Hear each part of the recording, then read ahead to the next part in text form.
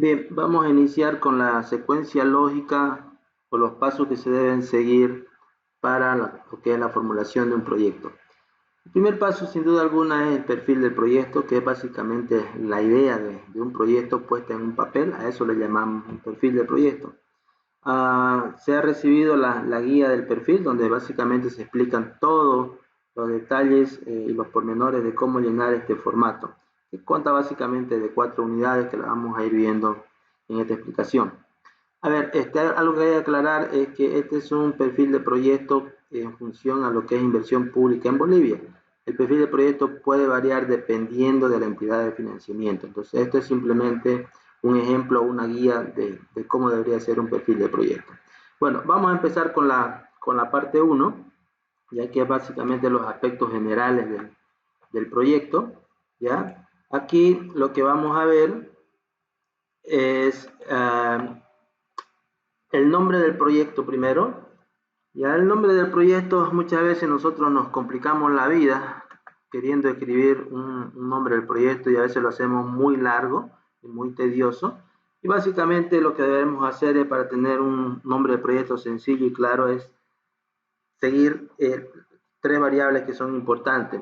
La primera variable es la acción, la segunda variable es el objeto y la tercera variable es la ubicación, ¿no? Entonces, por ejemplo, aquí el nombre de un proyecto, utilizando esas 3 variables, podríamos decir como un ejemplo, implementación de sistemas de riego en el municipio de Mairana, por ejemplo, ¿no? Es decir, la implementación en la acción, el objeto del sistema de riego y la ubicación es el municipio de Mairana. Así de sencillo. En la entidad ejecutora, como ustedes pueden ver acá, tenemos en el punto 2 y punto 3. El punto 2, la entidad ejecutora del proyecto, es básicamente la institución que va a ejecutar el proyecto o que va a financiar el proyecto. Y la entidad operadora es la entidad, la institución, la empresa que se va a hacer cargo de la operatividad del servicio o del proyecto. Muchas veces el nombre de la entidad ejecutora y el nombre de la entidad operadora es el mismo. Por ejemplo, si un municipio decide, una alcaldía decide financiar un proyecto y al mismo tiempo también ejecutarlo, llevarlo adelante el proyecto, el mismo municipio a través de unas subdirecciones lo puede hacer, ¿cierto? Entonces, esto es indistinto, muchas veces puede ser diferente o algunas veces puede ser la misma institución. Bueno, la parte 2 tiene que ver con la solución del problema a solucionar, ¿ya? Es decir, como todo proyecto, lo primero que debemos saber es cuál es la problemática que queremos resolver. Y dentro de esto, el primer punto que nos pide es la localización del proyecto. Aquí debemos colocar el nombre de la comunidad o zona donde va a estar localizado el proyecto, el nombre del municipio o los municipios si fueran varios municipios y el nombre del departamento o los departamentos. Número de habitantes. Aquí es importante mencionar de que el número de habitantes debe ser el número de habitantes que tiene el municipio, ¿ya? Esta información la sacamos del INE sin ningún problema. Tasa de crecimiento poblacional también es la tasa de crecimiento poblacional del municipio, que también la extraemos del INE. Nivel de educación promedio. Aquí debemos marcar con una X ya los niveles de educación existentes en el municipio, ¿no? Es decir, pueden haber varias casillas marcadas con X, ¿no? Por ejemplo, si un municipio tiene nivel básico, intermedio y medio, hay que marcar las 3 casillas. Principal actividad económica, de la misma forma mencionar cuáles son las principales actividades económicas en el municipio, que puede ser más de una también, ¿no? Agrícola o ganadera, por ejemplo. Si ponemos otro, debemos especificar acá de qué estamos queriendo decir cuando hablamos de actividades relacionadas con otros. Servicios existentes. Esta información también la traemos del INE o lo traemos de los PDTI. Los PDTI son los planes de desarrollo territorial integral que existen en cada municipio. Es lo que hoy en día reemplaza a lo que antes eran los PDMs, los planes de desarrollo municipal. Entonces, una buena parte de los servicios existentes están expresados en porcentaje y otra buena parte están expresados en valores absolutos, ¿ya? Entonces, eso también lo podemos extraer de la fuente de información del INE. La calidad hay que expresarla en función a 3 tipos de calidad. La calidad puede ser buena, regular o mala. Eso también está establecido o en el INE o en los PDTs. Acceso a la población, básicamente tenemos que indicar aquí cuáles son los medios que nosotros utilizamos para acceder al municipio, es decir, al lugar donde va a estar el proyecto. Por carretera, por camino vecinal, también podemos marcar más de una opción. El estado, lo mismo, el estado puede ser bueno, regular o malo. En el quinto punto nos pregunta si existe actualmente el servicio o infraestructura. Aquí hay dos opciones, marcar si existe o no existe, ¿no? Por ejemplo, vamos a suponer de que nosotros estamos queriendo generar un proyecto para producir pollos parrilleros en un municipio cualquiera, ¿no? Entonces aquí la pregunta que nos está haciendo es, ¿existe producción de pollos parrilleros en el municipio de Mairana, por ejemplo? ¿No es cierto? Y aquí ponemos existe o no existe dependiendo, ¿no es cierto?, si se da esa actividad o no en ese municipio. Bueno, si nosotros ponemos existe, ¿ya? Aquí tendríamos que describir cuáles son las características técnicas y el estado actual.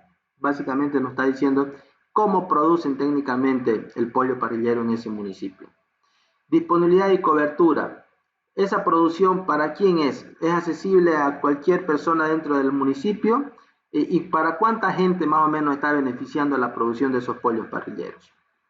En el punto 6, si ponemos no existe acá, en el punto 6 tenemos que llenarlo, ¿no? Entonces, si no hay pollo parrillero en ese municipio, ¿cómo está haciendo la gente en ese municipio para alimentarse, para proveerse de pollo parrillero? ¿Cómo sustituyen la falta de ese servicio en el municipio? ¿Ya? Séptimo, información adicional, cualquier otra información adicional que ustedes vean conveniente, que se vea conveniente colocar acá, que pueda ayudar a entender mejor la problemática del proyecto. Y finalmente la descripción del problema, ¿no es cierto? Si hemos puesto acá o si estamos hablando de un proyecto de producción de pollo parrillero, aquí deberíamos describir cuál es la problemática con la producción de pollo parrillero en la zona, si es que existiera, ¿no es cierto? O si no, también se lo puede enfocar desde otro punto de vista, es decir, describiendo la problemática desde el punto de vista de acceso a la alimentación, en este caso relacionado con la carne de pollo. Bien, una vez establecida la problemática del proyecto, debemos indicar acá cuál es el tipo de proyecto. Estamos hablando de un proyecto nuevo, que en otras palabras nos dice construcción nueva, una ampliación, otros equipamientos, refacción. Lo apuntamos con una X donde corresponde, ¿no es cierto? Descripción del proyecto. ¿Ya? Si estamos hablando, vamos a seguir con esta lógica del proyecto de un pollo de producción de pollos parrilleros. ¿Ya? Es decir, aquí yo tengo que describir cómo voy a implementar ese proyecto. El proyecto se trata de la producción de 10.000 pollos parrilleros, por ejemplo, se va a producir en un galpón climatizado, ¿no es cierto? Va a tener básicamente 4 componentes, un componente de alimentación, un componente de infraestructura, un componente de servicio de sanidad, ¿no es cierto? Y así sucesivamente, es decir, los componentes que tenga el proyecto. Dimensionamiento, plano de ubicación. Aquí es importante a este perfil adicionar ya un plano de ubicación donde nos indique básicamente en qué lugar va a estar establecido el proyecto. Población actualmente atendida. Si existe producción de pollo parrillero en ese municipio, aquí tenemos que estimar a cuánta gente está beneficiando actualmente esa actividad, ¿ya? Y aquí, población a ser atendida por el proyecto, básicamente nos está diciendo a cuánta gente va a beneficiar el proyecto. Vamos a suponer de que yo quiero implementar un proyecto para producir 10.000 pollos parrilleros, cuya tasa de mortalidad sea aproximadamente el 3%. Vamos a considerar 6 ciclos de producción durante el año.